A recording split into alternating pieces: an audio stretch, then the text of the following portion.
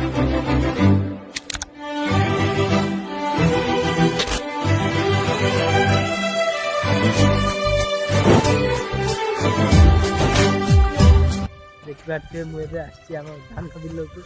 ଦେଖିପାରୁଥିବେ ଆମ ଧାନ ଦେଖିପାରୁଥିବେ କେଉଁ ରକମ ହେଇଛି। ଇଏ ହେଉଛି ଆମ ଧାନ। ଚାଲନ୍ତୁ ଆହୁରି ଆଗକୁ ଆହୁରି ଗୋଟେ ବିଲ ଅଛି। ମୁଁ ଆସିଛି ଆମ ବିଲକୁ ଆଜି। ମୁଁ ଦେଖେଇବି ଆମ ବିଲରୁ କେମିତି ଧାନ ହେଇଛି। ଚାଲନ୍ତୁ, ସାପ ଫାପ ଟିକେ ଅଛନ୍ତି ନା, ଟିକେ ଦେଖିକି ଯିବାକୁ ପଡ଼ୁଛି। ଦେଖିପାରୁଥିବେ ମୁଁ ଆମ କିଆରିକି ପଳେଇ ଆସିଲି। ଦେଖିପାରୁଥିବେ ଧାନ କେଉଁ ରକମ ହେଇଛି ଟିକେ ଦେଖିପାରୁଥିବେ। ଧାନ ଭଲ ହେଇଛି ଖରାପ ହେଇଛି କମେଣ୍ଟ କରିକି କହିବେ। ଇଏ ହେଉଛି ଆମର ବିଲ। ଆଉ ଏପଟ ଦେଖିପାରୁଥିବେ ବି ପାଚିଗଲାଣି। କମେଣ୍ଟ କରିକି କହିବେ କାହା ଧାନ ଭଲ ହେଇଛି କି ଖରାପ ହେଇଛି, ତୁମେ କମେଣ୍ଟ କରିକି କହିବେ। ମୁଁ ତ ଯେତିକି ମାନେ ଭାବୁଛି ଭଲ ହେଇଛି ଆମ ଧାନ।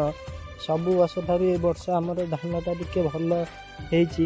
ଏଥର ମାନେ ବିଶ୍ୱାସ କରିବେନି, ମୁଁ 3ରୁ 4 ଗାଁଟେ ଭଳିଆ ବିଷ ପକେଇଛି କି ବେଶୀ ହେବ। ମୁଁ ବିଷ ପକେଇଛି ଆଜି, ମାନେ କଷ୍ଟର ଫଳ।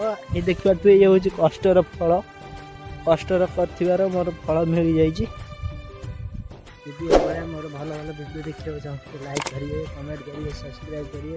ମୋ 210 ଜିତୁକୁ ସପୋର୍ଟ କରିବେ।